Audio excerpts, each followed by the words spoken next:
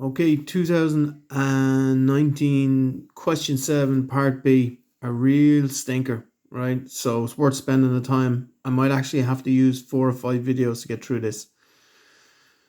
Question 1, write the self-ionization constant Kw expression for water. Okay, so there's a section on this in the book on page 281, but look, it's not really well explained, but I'll try my best here to help to add on to what's in the book. So if you write out your Kc for water, if you were to write a normal, now we use this equation, right? Not the other one. The other one is H2O, gives you H plus and OH minus. It's a little bit too simplistic. But if you were to use your rules from the equilibrium chapter, you write the Kc would be equal to the concentration of the products multiplied by each other over the reactants. And remember, that's a 2, so the H2O is squared.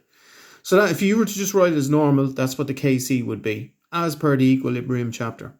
But we know Kc is a constant, but chemically, this figure here varies so little, and because it's the concentration of water in moles per liter, so you know water itself is always going to be 55 moles in a liter. And it changes so little because these numbers are so small. We can pretend that this is a constant, right? So we can say, right, hold on, if that's a constant, right? If we multiply both sides by that constant, you'd end up, it cancels off here on this side, and it's multiplied by the Kc on this side. Now, we do that for a reason.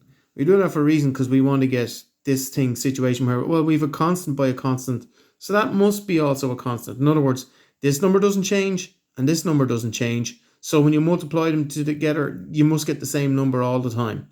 So that's called a new constant. Instead of writing it big and awkward like that and saying this one multiplied by this one, we just call it one name.